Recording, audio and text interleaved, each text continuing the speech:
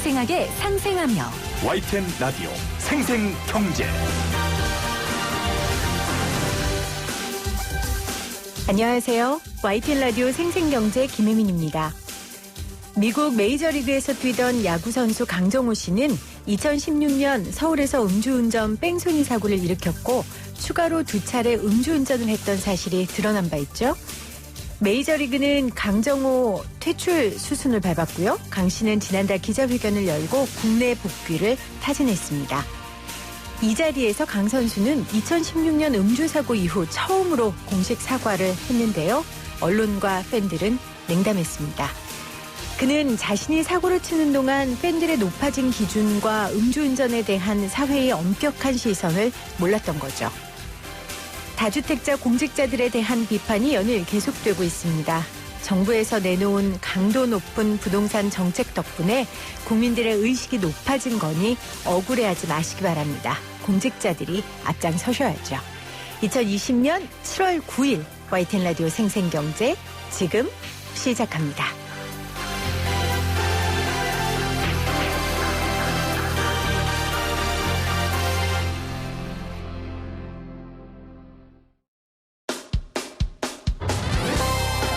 쉬운 경제, 살아있는 경제, 우리 집 경제 이야기, YTN 라디오 생생경제.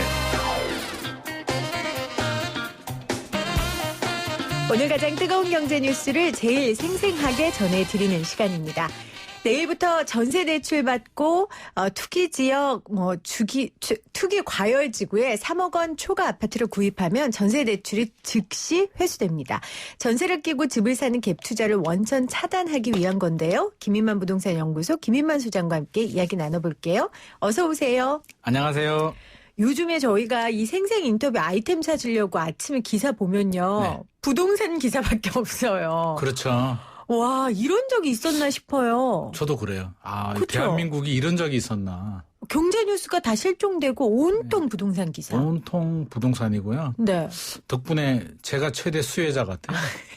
요즘 방송 많이 나가시나요? 방송도 많이 하고 네. 살이 빠져요. 그래서 강제 다이어트 효과가 강제 아주 다이어트 좋습니다. 효과까지 네. 있으시는구나. 그럼 시장 분위기가 그만큼 지금 뜨겁다는 거예요? 바쁘시다는 이유가? 이게 좋게 말하면 뜨거운 거고요. 네. 나쁘게 말하면 뜨겁죠. 이 분노의 열기. 그럼 분노의 열기는 뜨겁고 그게 실질적으로 시장에서 거래나 뭐 이런 걸로 나타나고 있어요? 거래하고는 좀 달라요. 거래량은 이제 코로나가 생겼을 때 그때는 완전히 얼어붙었고요. 네. 이제 실수요자들이 조금씩 5월 달에는 좀 샀거든요. 5월, 네. 6월 사다가 지금은 살 수가 없잖아요. 워낙 규제도 많고 또 추가 규제 나오고 임대사업자도 소급 적용한다 이런 말도 나오고 하니까 우왕좌왕이고요. 가지고 있는 분들은 우왕좌왕이고요. 이제 못 샀는 분들은 이제 분노. 도대체 어떡하라는 거야. 나 하나 살려고 하는데 무슨 규제가 이렇게 많아. 이런 연락을 저한테 굉장히 네. 많이 하시거든요. 저한테 자꾸 항의를 하시는데 저기 좀 높으신 곳에 항의를 하셔야지 제가 대책 만든 게 아닙니다. 지금 높으신 분들도 지금 힘들어요. 그래요? 네, 지금 네. 주택 정리하시느라 힘들어서 네. 아마 힘들어 보입니다. 네, 우리 소장님께 그렇게 시장에서 항의를 하는 것 같은데 지금 전세 가격이 상당히 많이 올랐다는데 맞습니까? 네, 지금 전세도 많이 올랐고요. 매매도 많이 올랐는데 이게 좀 비정상이라고 저는 보는 게 원래 이제 매매가 강세면 전세는 약세고요. 매매가 약세일 때는 이제 수요가 이동하면서 전세가 강세가 되는데 최근 양상은 이거 완전 비정상이 주식도 강세고요. 매매도 아파트 매매도 강세고 전세까지 강세가 되니까 이게 3종 종합 세트가 다 강세인 상황이거든요. 근데 서민들은 전세가 강세가 굉장히 고통스럽잖아요. 부담스럽죠. 이게 그럼요. 매매가 강세인 것도 힘든데 내 집 마련 못해서 속상해 죽겠는데 전세까지 강세가 되니까 여러 가지 근데 이유가 있겠죠. 왜 이렇게 문제냐라고 이제 생각을 해보면 일단 전세 물량 자체가 많이 줄었고요. 2년 거주 요건이 들어갔잖아요. 양도세, 비과세도 받아야 되고 하니까 집주인들이 세입자 사는 데를 또 내가 들어가야 되니까 또 그런 부작용들이 또 생기더라고요. 그래서 입주 물량도 서울 같은 경우는 여전히 부족한 상황이고 여러 가지 정책적으로 봤을 때도 또 임대사업자 많이 등록했잖아요. 임대사업자 등록하다 보니까 장기간 묶여버리니까 물량도 잘 안 나오고 하니까 여러모로 서민들 우리 서민들이 여러모로 굉장히 힘든 것 같습니다. 그러니까 전세 구하고자 하는 분들이 힘든 이유가 지금 전세 물량 자체도 줄었고 네. 정책들이 여러 가지 바뀌면서 온 결과다라고 네. 얘기를 하셨는데 제 주변에도 지금 집주인이 나가라고 해서 그렇죠. 고생하는 사람들이 지금 꽤 있어요. 네.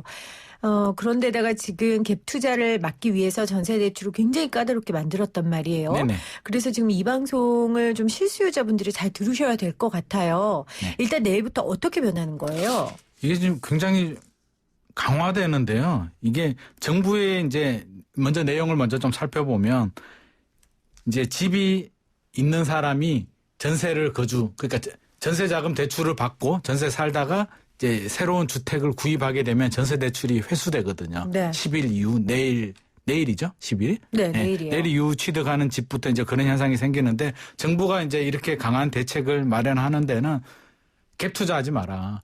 너는 전세 살면서 왜 전세 끼고 투자할 수 있잖아요. 이제 그런 걸 방지하기 위해서 이렇게 강력한 대책을 내놓는데 이제 세입자들 또 서민들은 아니 그러면 내가 다주택도 아니고 전세 살면서 집도 하나 못 산단 말이냐. 뭐 이런 반발이 굉장히 있습니다. 그래서 정부가 예외를 좀 많이 뒀어요. 네. 그래서 예외 조항을 좀 살펴보면 새로 구입한 직장 이동이나 자녀 교육 뭐 부모 봉양, 요양, 치료, 뭐 학교 폭력 이런 실수요자들은 좀 예외로 좀 봐주고 있고요. 그러니까 가정 내의 상황이 좀 그렇죠. 바뀌는 분들, 네. 교육문.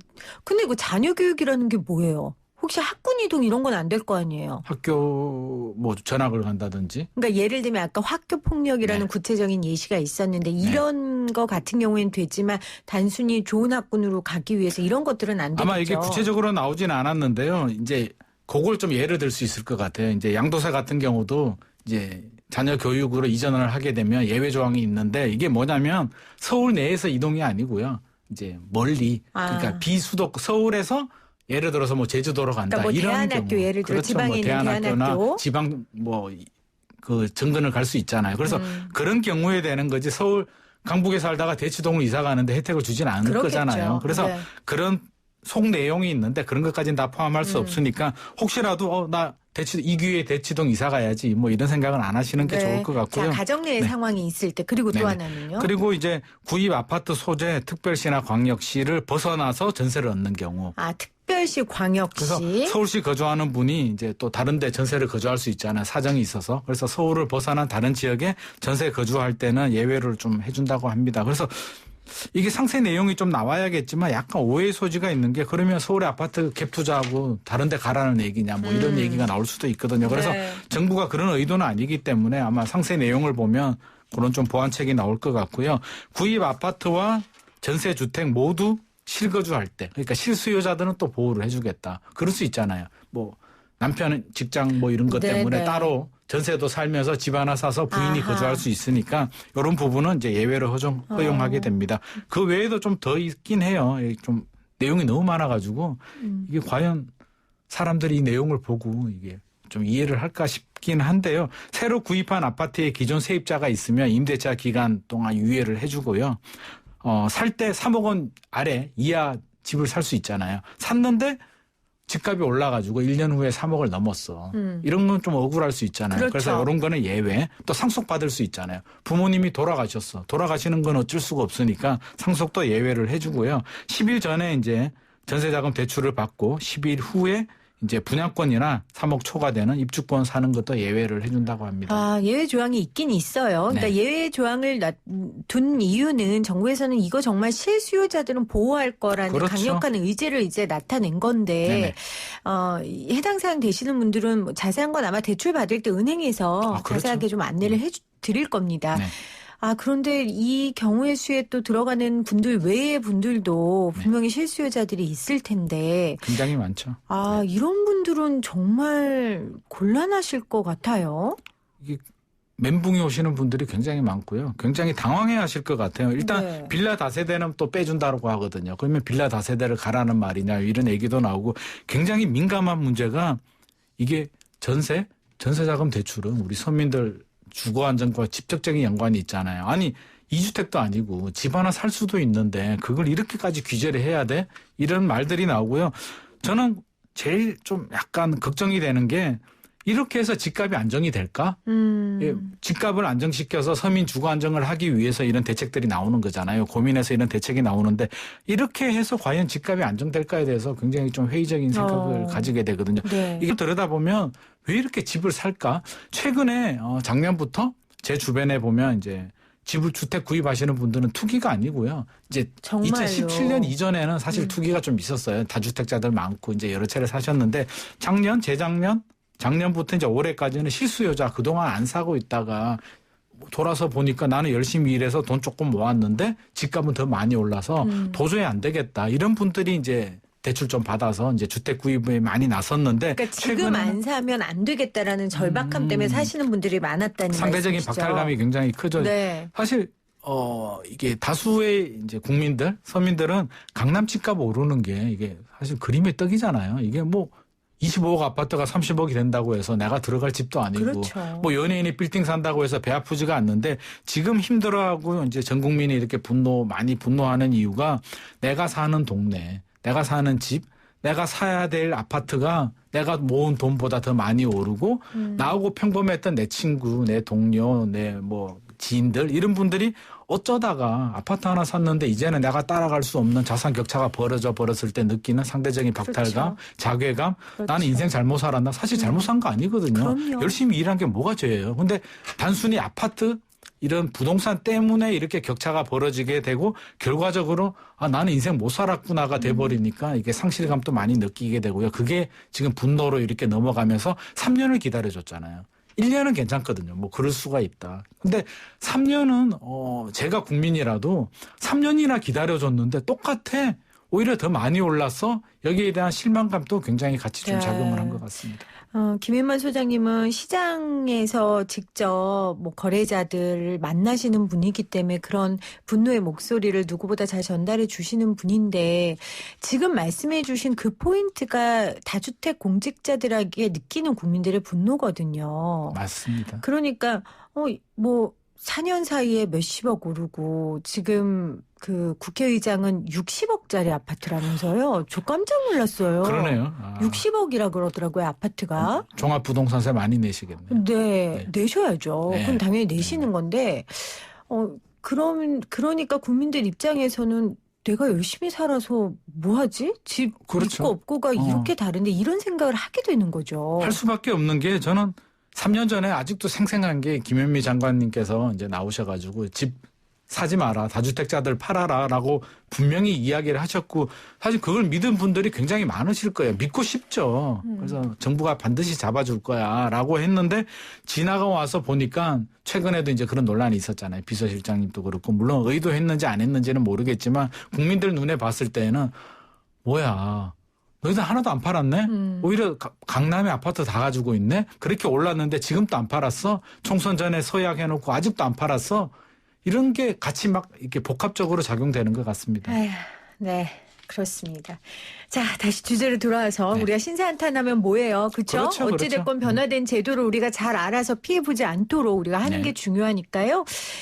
이 기준이 내일부터 적용이 돼요. 그래서 은행 창구가 지금 난리라고 하더라고요. 그렇겠죠. 이게 10일 전에 전세 대출 받으면 대출금 회수 대상이 아니기 때문이라던데. 네, 맞아요. 그럼 뭐 어떻게 해요? 이렇게 돈 지금 마련하면 매물은 있어요? 매물도 없고요. 지금 와서 대출 받을 수도 없고요. 이미 늦었죠. 그래서 정부 입장에서는 이제 실수요자들 모르고 계약했을 수도 있잖아요. 그래서 네. 그런 분들을 구제해준다라고 하는데 이걸 지금 와서 이렇게 해결하기는 현실적으로 어려울 것 같고요. 이제 전세자금 대출까지 막히나 싶어서 저는 가슴이 좀 먹먹하거든요. 그래서 뭐 예외 조항이 있으니까요. 너무 실망은 하지 말고 혹시라도 내가 예외 조항이 좀 해당이 되나 꼼꼼하게 살펴서 또 기회가 있을 수도 있고요. 저는 그런 생각이 들어요. 이게 이번 생에는 뭐 심지어 이런 말씀하시는 분들도 있거든요. 이번 생에는 망쳤어. 난 내 집 마련 이생만이라고 하죠. 끝났다라고 하는데 제발 좀 그렇게 생각하지 마시고요. 맞아요. 이번 생이 10년 전에도 그런 얘기 했었거든요. 근데 분명히 기회는 있고요. 집값이 많이 올랐잖아요. 근데 냉정하게 생각해 보면 화폐 가치가 또 많이 떨어졌거든요. 그래서 여러 가지 저는 분명히 기회가 있다라고 봐요. 이게 3기 신도시도 남아 있고요. 앞으로도 물량들 많이 나올 거거든요. 지금 물량 이야기 하시니까 공급 측면에서 그럼 얘기를 해보면 네네. 어제 서울시에 따르면 발굴을 해서라도 추가 공급 물량 늘리라는 문재인 대통령의 지시가 있었단 말이에요. 네네. 서울시가 이제 답을 해야 되는데 네. 재건축 규제 완화를 통한 도심 아파트 공급 확대 방안은 고려 대상이 아니다. 이렇게 선을 딱 그었어요. 그럼 어떻게 하겠다는 거예요? 이제 재개발을 통해서 이제 도시계 정비 사업은 두 종류가 있잖아요. 이제 재건축이 있고 재개발이 있고 주거 환경 개선 사업이 있는데 그거는 이제 좀 빼고요. 재건축 재개발을 보면 특징이 이제 우리 애청자들을 위해서 간단하게 설명을 하면 재건축 재개발이 뭐가 다르냐면 기반 시설이 매우 열악한 곳들이 재개발이고요. 그러니까 도로도 부족하고 골목이고 이제 살기가 굉장히 오래돼서 낙후된 지역들이 재개발 사업이라면 재건축은 기반 시설은 좋아. 그러니까 강남 같은 경우는 70년대 개발한 신도시잖아요. 그래서 학교도 좋고 도로도 좋고 기반 시설은 좋은데 단지 집만 오래됐어. 노후화가 됐어. 이런 곳들이 재건축이거든요. 그래서 서울시 입장에서는 재건축은 이제 주로 강남 4구에 많이 위치하고 있잖아요. 그래서 이걸 풀어주게 되면 분명히 투기의 온상이 된다라고 생각을 하고 있는 것 같고요. 기반 시설도 넉넉하니까 노후가 진짜 심각한 곳들, 진짜 허물어가는 곳들 아니면 안전진단도 강화했잖아요. 네. 그래서 너희들은 투기의 우려가 있으니까 일단 빼고 이제 오래된 강북이나 이런 재개발은 어차피 해야 되잖아요. 기반 시설이 열악하니까 여기를 좀 더 집중적으로 발굴을 해서 하겠다는 의미인데 이게 좀 얼마나 공급이 될까에 대해서 저도 이 방법에 대해서는 굉장히 찬성하는 입장이거든요. 네, 재건축이 아닌 재개발이 맞다. 저는 재건축 그 재개발 다 풀어줘야 된다는 입장인데 이제 신도시 개발보다는 신도시는 그린벨트를 푸는데 이런 생각은 해요. 우리 미래 세대를 위해서 지금 대한민국이 우리가 사용하고 끝날 나라가 아니잖아요. 50년, 100년 후에 우리 미래 세대들이 어떻게 대한민국을 개발할지는 모르잖아요. 그래서 미래 세대를 위해서 그린벨트는 저는 좀 남겨줬으면 좋겠고요. 이런 말씀하니까 다른 분들은 또 막 그렇게도 얘기하는데 저는 서울을 좀 망친 도시라고 생각하거든요. 보존 측면에서 한강하고 남산하고 뭐 헌릉 빼고 문화유산 빼고 보존해 줄 게 뭐가 있어요. 콘크리트 가치가 40년 넘어가면 감가상각이 되는데. 그래서 어차피 보존 가치가 없는 서울 도심이라면 이미 망한 거 재건축 재개발 저는 용적률을 많이 올려서 50층 70층 짓게 해주고요. 조망권 좀 안 나오면 어때요. 조망권 배부른 소리잖아요. 많이 짓는 대신에 좀 임대 아파트로 많이 환수해서 그걸 좀 활용하면 물량이 서울은 그런 거 아니면 안 나오거든요. 결국 서울의 그렇죠. 공급량이 늘어나는 게 핵심인데 그렇죠. 그렇다면 공급량이 늘어날 수 있는 모든 걸 다 해라. 이미 저는 지금 수단과 방법을 가리지 말고 조망권 뭐 쾌적성 이런 거 따지지 말고 홍콩처럼 가야 되는 거죠. 땅이 부족한데 이미 망친 콘크리트 건물을 좀 더 짓는다고 그게 뭐가 문제 되겠어요. 미래 세대한테 어차피 남겨줄 게 아니라면. 그러니까 그 얘기는 결국은 서울의 주택 공급 말고는 집값을 잡을 수 있는 방법이 없다라는 말씀이신 거예요. 그리고 이제 수요를 분산해줘야 되는데 최근에 뉴스를 보면 서울 수도권 인구가 이제 전국 비수도권보다 이제 더 넘어섰다고 하더라고요. 그래서 이 인구 집중 문제도 반드시 해결해야 될 문제다. 공급도 늘어나야 되지만. 지금 뭐 이게 세종시하고 이전을 했지만 여전히 부족하잖아요. 그래서 이 서울 수도권에 집중된 인구를 어떻게 분산할지에 대한 진지한 고민도 같이 필요할 것 같습니다. 그 6.17 대책 후속이 이번 주 내로 뭐 나올 것 같다. 결국 뭐 종부세 카드가 아닐까 싶은데 어떻게 전망하세요? 뭐 그 카드밖에 나올 게 없고요. 이미 예고를 했잖아요. 무슨 예고를 했냐면 김현미 장관님께서 잘 돌아가고 있다라고 이야기했거든요. 그게 무슨 말이냐면 기존 정책을 계속 밀고 나가겠다는 의미고 방향 수정을 한다는 의미가 아니거든요. 그래서 기존 정책이 뭐가 있겠어요. 세금과 대출 규제잖아요. 그래서 전세자금 대출까지 지금 규제를 하고 있고요. 남은 게 세금 규제인데 더 강력하게. 기존에는 이제 종합부동산세, 양도세, 중과세 정도 했는데요. 양도세도 이제 1년 미만은 지금은 40%고 내년부터 이제 50%가 되는데 그거를 80%까지 올린다는 말이 있고요. 종합부동산세도 최고 세율이 지금 3.2%, 3주택 이상 중과세 대상은 3.2%인데 요걸 한 6%까지 올린다는 말들이 나오거든요. 근데 약간 좀 체감하기 어려운 게요. 최고 세율 3.2% 구간에 해당되면은요, 과세 표준이 94억이거든요. 94억이면요, 시가로 한 130억, 150억 정도 되는데, 이거는 한 국회의장이나 그 이재용 부회장님 정도 돼야 이런 분들은 좀 내도 되고, 우리들하고 강남에 아크로리브 한 4채, 5채 가지고 있어야 되는데, 이런 분들을 보호해 줄 생각은 전혀 없거든요. 그래서 우리 서민들하고는 이런 6%는 좀 약간 괴리가 있지 않나 싶습니다. 네. 아, 정말 뜨거운 부동산입니다. 집이 뜨거우면 안 되는데. 그렇죠? 참 걱정입니다. 안타깝습니다. 김인만 부동산 연구소의 김인만 소장과 함께했습니다. 고맙습니다. 감사합니다.